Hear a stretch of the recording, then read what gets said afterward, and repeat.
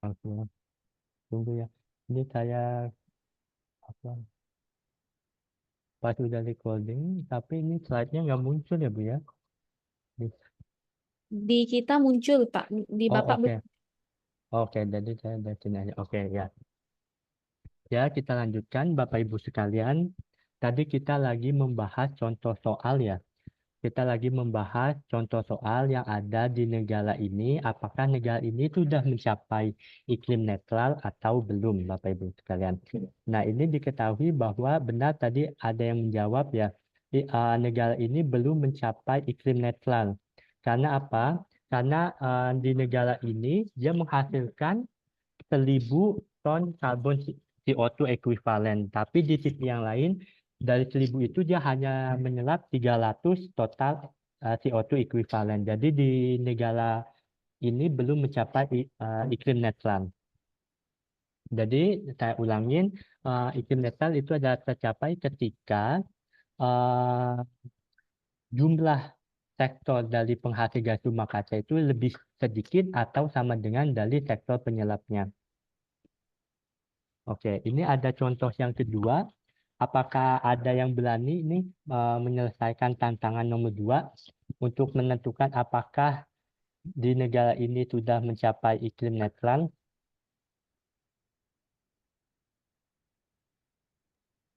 Saya coba menjawab, Pak. Boleh, Pak Hendy, monggo. Ini sudah Betul, apa apa namanya sudah mencukupi untuk ya. dikatakan iklim netral tadi itu. Iya, betul sekali Pak Hendy, bagus sekali. Di negara ini sudah dikatakan iklim netral karena apa? Jumlah di negara ini dia hanya mengemisi 2.000 total karbon ekuivalen. Di negara tersebut juga dia memiliki ekosistem yang beragam, mulai dari mangrove, lamun, terumbu karang. Dari ekosistem ini dia dapat menyerap gas rumah kaca sebanyak 3.000. Nah, jadi karena sektor yang dapat menyerap gas rumah kaca ini jauh lebih banyak, maka di negara ini sudah mencapai iklim netral. Alhamdulillah, saya senang kalau misalkan isi materi saya bisa tersampaikan dengan baik ke Bapak Ibu sekalian. Nah, ini tadi dikatakan ya, negara B sudah iklim netral, negara A belum iklim netral.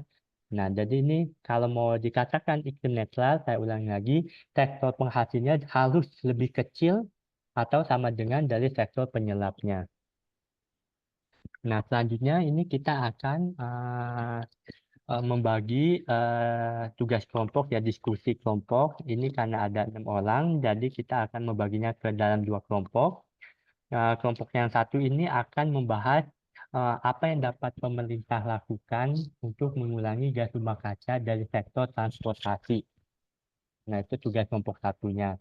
Tugas kelompok duanya mungkin bisa diambil dari apa yang dapat dilakukan pemerintah dalam meningkatkan gas rumah kaca yang dapat diserap dari ekosistem yang ada di Indonesia. Nah, waktu diskusinya adalah 30 menit. Jadi silakan Anda berdiskusi. Anda juga dapat menggunakan daftar referensi yang sudah saya tulis di sini. Ini adalah daftar referensi yang saya buat dalam pertemuan ke-14 ini. Jadi tinggal ke Google Scholar, Bapak Ibu sekalian, tinggal diklik judulnya, maka di dalam paper tersebut ada sudah dijelaskan secara detail dalam langkah-langkah apa yang dapat dilakukan pemerintah dalam mengatasi perubahan iklim, mulai dari sektor transportasi, industri, sampah, dan juga di salah satu jurnal ini membahas bagaimana cara pemerintah dalam upaya meningkatkan gas rumah kacanya. Ya, terima kasih untuk uh, kelompok 1 dan 2 yang sudah memberikan penjelasannya. Baik, bagus sekali. Ini mohon untuk dibuat PowerPoint-nya dan tulisannya di sebuah laporan dan akan dikumpulkan. Nah, tapi secara garis besar apa yang sudah di kelompok 1, 2 sampaikan tadi benar, dua-duanya benar bahwa dari sisi transportasi pemerintah Indonesia untuk mengatasi gas emisi yang dihasilkan dari transportasi bisa melakukan beberapa tahap seperti penggunaan eh, kendaraan listrik yang tepat, khususnya mungkin dari yang bis ya Bapak Ibu ya, dibandingkan dengan mobil pribadi, karena bis listrik jauh lebih mencakup semua masyarakat. Di sisi lain juga pemerintah juga dapat mengurangi gas rumah kaca yang diemisikan dari sektor sampah melalui penerapan pemilahan sampah yang efektif, sehingga sampah organik ini memiliki perlakuan khusus, tidak dicampur dengan sampah-sampah jenis rumah tangga yang lainnya. Di sisi lain, tadi juga sudah dijelaskan oleh kelompok 2, untuk dapat Indonesia menyerap lebih banyak gas rumah kaca, kita juga dapat dilakukan dengan cara menanam mangrove lebih banyak lagi. Kita juga perlu melakukan rehabilitasi lamun laut dan juga hutan-hutan yang ada di Indonesia, sehingga kita ekosistem yang ada di Indonesia dapat menyerap gas rumah kaca lebih banyak lagi. Sebelum kita menutup pertemuan ke-14 ini, mungkin apakah ada yang bersedia untuk apa sih kesimpulan atau pesan dari ilmu yang tadi kita bahas di pertemuan 14 ini, atau hal-hal unik apa yang bisa di-share Bapak Ibu sekalian? Bapak, waktunya sudah habis, Pak Ya. Aryo. Oke ya, terima kasih Bu. Terima kasih semuanya. Ya. Baik, terima kasih Pak Aryo. Mungkin saya langsung serahkan kepada Prof. Babeni untuk menyampaikan saran. Silakan, Prof. Ya. Silahkan, ada yang berikan masukan atau komentar?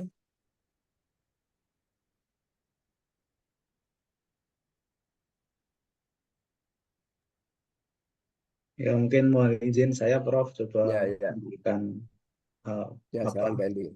Iya.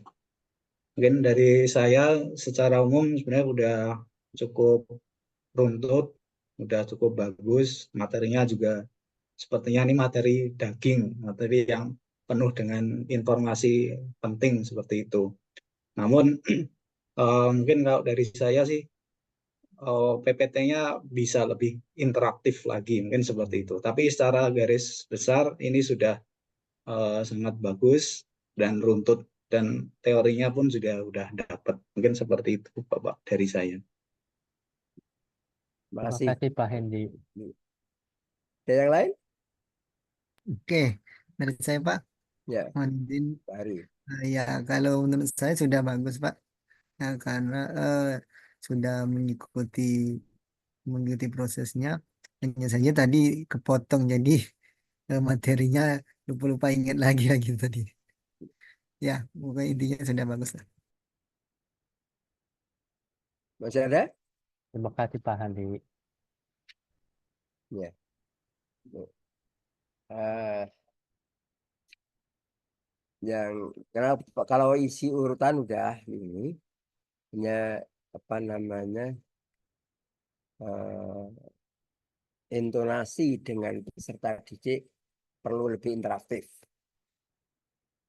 Itu yang perlu ditingkatkan kembali, ya. Karena apa?